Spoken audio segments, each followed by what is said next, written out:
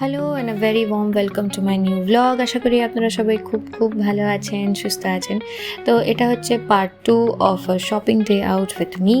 তো ম্যাকডোনাল্ডসে খাওয়া দাওয়া করার পরে আমরা চলে এসেছিলাম টেস্কোতে একটু টুকটাক গ্রসারি শপিং করার জন্য। আর এখানে ট্রলিজ পাওয়া যায়, সেই ট্রলিজের জন্য আমাদের £1 ডিপোজিট করতে হয়। ট্রলির ভেতরে একটা স্লট আছে সেখানে, আর ট্রলিতে আমি মেয়েকে বসিয়ে নিয়েছি। এবার আমরা ঢুকেছি টেস্কো। ওদিকে ক্যাফে আছে, এদিকে স্টারবাকস আছে।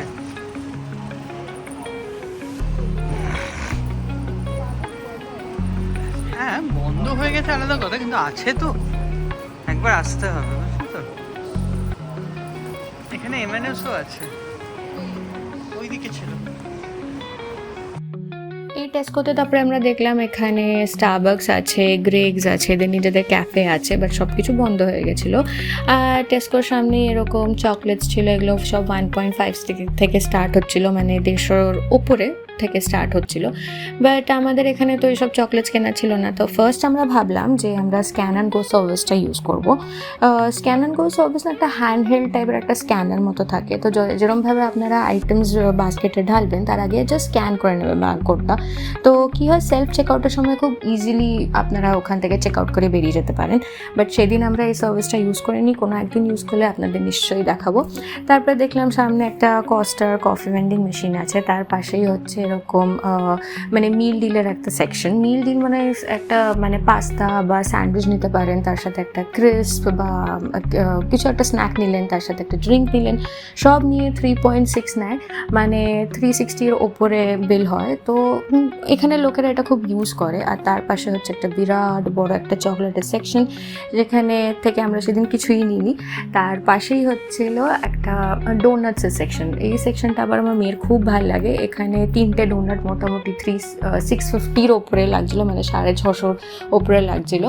আর এটাও তো একটা সেলফ চেকআউটই ছিল। এখানে এরকম সেলফ চেকআউটের অনেক জিনিস থাকে, লাইক যেরকম দেখলেন একটা কস্টা কফি ছিল, এরকম একটা ডোনাটসের সেকশন ছিল, সব সেলফ চেকআউট। আর এই টেস্কোতে আমরা ফার্স্ট টাইম এসেছি। আমরা কিংস্টন পার্কের এদিকে বেশি আসি না কখনো, আমরা বেশিরভাগ সাউথ গসফোর্থের দিকেই থাকি। তো তাই এখানে চেক আউট করছিলাম যে আর কি নতুন জিনিস এখানে পাওয়া যাচ্ছে। আরে দাঁড়া, তোকে আমি একটা জিনিস দেখাবো, দেখবি?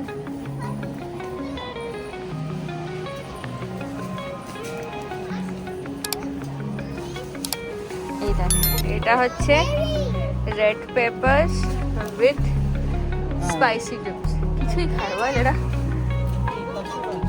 এই দেখ এখানটা দেখ, এটা হচ্ছে fruits with cheddar cheese, mild cheddar চিজের সাথে ফ্রুটস। আর এটা হচ্ছে নারকেল। আমাদের কি নারকেল লাগবে কিছুতে? না। Yeah, that's a coconut. Oh, এইটা নেব। moreover, look. You have pineapples with yogurt. এইটা নেব। Now? এখানে আমি আরেকটা কম্বিনেশনও খেয়েছিলাম, that was Apple with peanut butters. তারপরে আমি দেখি সামনে একটু স্ট্রবেরিজ আছে, আর একটা টাইপের স্ট্রবেরি আছে, এটাকে বলে নাকি রোজ স্ট্রবেরি দিয়ে। তারপরে আমি ভাবলাম ঠিক আছে, এখান থেকে একটা ফ্রুট বোল নিয়ে নিই। বাট আমাকে খুব কেয়ারফুলি চুজ করতে হয়, কেন কি এখানে লোকেরা খুব কিউইজ অ্যান্ড পাইনঅ্যাপলস ইউজ করে, আর সেটা আমার একটা বাজে অ্যালার্জি আছে। তারপরে আমি ভাবলাম একটু বাটন মাশরুমস নিয়ে নেবো, বাট এখানে সব আমি বড় মাশরুমসই দেখছিলাম, বাট কী করবো তাই নিয়েছিলাম। দিয়ে তারপরে ভাবলাম ওখান থেকে একটু ফ্লাওয়ার সেকশনে চলে যাই। খুব সুন্দর সুন্দর ফ্লাওয়ার্স এখানে কিনতে পাওয়া যাচ্ছিলো। তো ভাবলাম যদি কিছু নিয়ে যাওয়া যেতে পারে একটু বাড়িতে, তাই দাঁড়িয়ে এখানে দেখো অর্কিড এন্ড গ্লাস। কিন্তু আমার না ওটা থেকে এইগুলো নিয়ে ইচ্ছা আছে। এটা যদি আছি তুমি কবে নাকি এগুলো মরে যাবে। ধরলে বুঝতে পারবো। এই আমি বুঝতে পারছি, জল দিতে হবে। হে ভগবান, ফুলেরটা নিবি? হ্যাঁ, এই যে দেখ না। Yes, এই দেখ। Freshness for 21 days guarantee. তারপরে কি মরে যাবে? না, তুমি জল দিলে কিছু হবে না। এখানে অর্কিডস গুলো গ্লাসের ভেতরে, গ্লাস প্ল্যান্টার্স।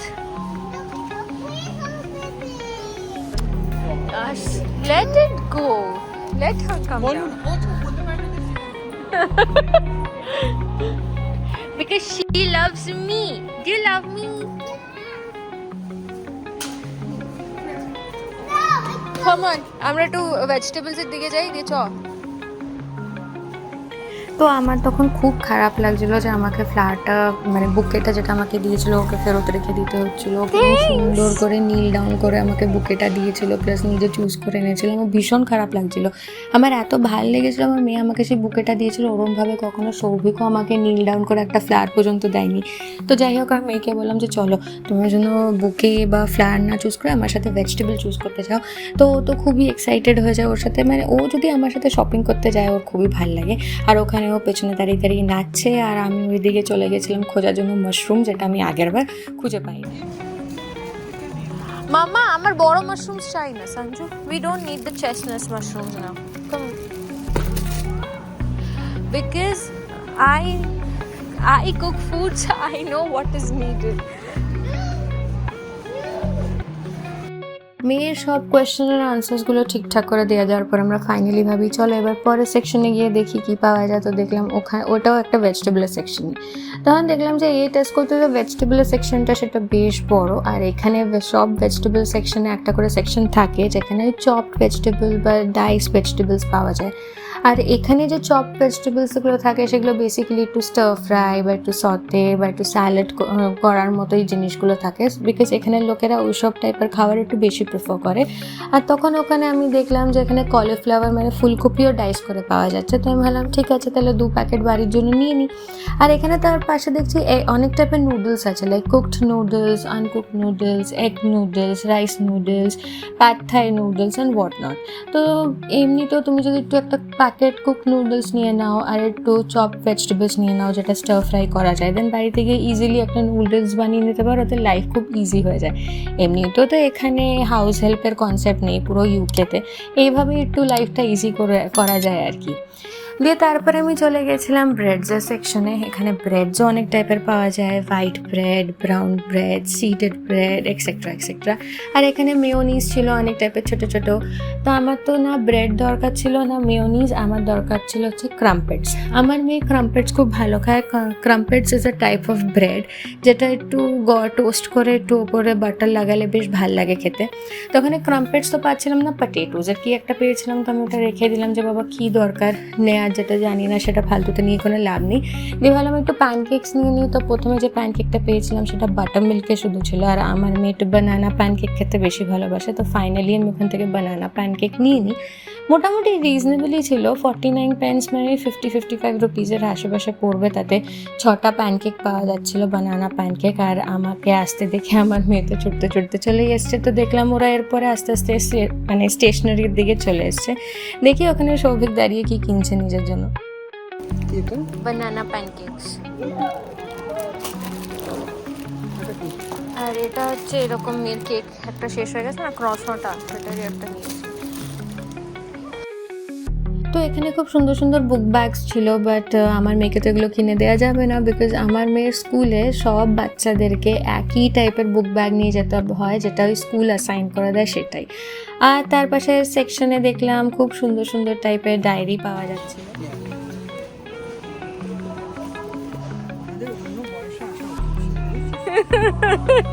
তুই বলছিস বুড়ো হয়ে গেছি, বুড়ো হয়ে গেছি। আই ইউ টেলিং মি আমি আমাদের ফার্স্ট তুই বলেছিস আমার কাছে ভিডিও রেকর্ডিং আছে, তুই বলছিস তুই ভিডিও রেকর্ডিং আছে, তুই বলে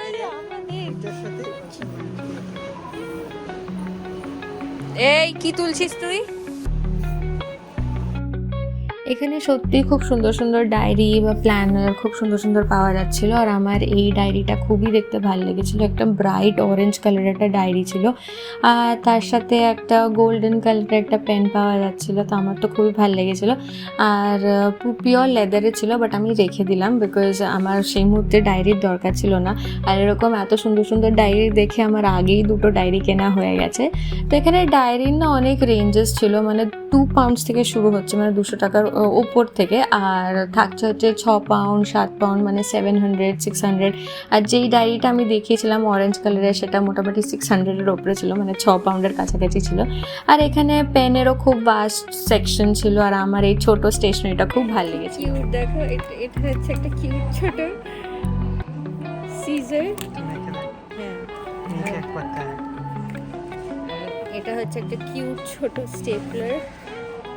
ওকে, স্টেপলারের পিন রয়েছে, এটা একটা রয়েছে, কী বলে এটাকে, সেলোটেপ, একটা রিফিলও আছে সেলোটেপের। আর এটা কি, এটা শার্পনার কাম ইরেজার, ইউপিনস। এটা আমাকে কেউ বলো এটা কি, আমি সত্যি জানি না, এটা জাস্ট এটা মনে হয় ওই যে হোলগুলো বানায় না কাগজ, পাঞ্চিং পাঞ্চিং মেশিন। পাঞ্চিং মেশিনও পেয়ে গেছি, ভেরি গুড। আমি একটা কিনবো, আমার ভালো লেগেছে, আমার কিনবো। সবে ইউনো এটা ধর, সিরিয়াসলি এই জিনিসটা কি বলতো, এটা এরকম পাওয়া যায়। এটা হচ্ছে পিকনিকে যখন তুমি যাবে তখন তুমি এই সেটটা তোমার সাথে নিয়ে যাবে। 4টে করে গ্লাস, 4টে করে প্লেট, স্পোক, খাও, নিচে নাও। Very good.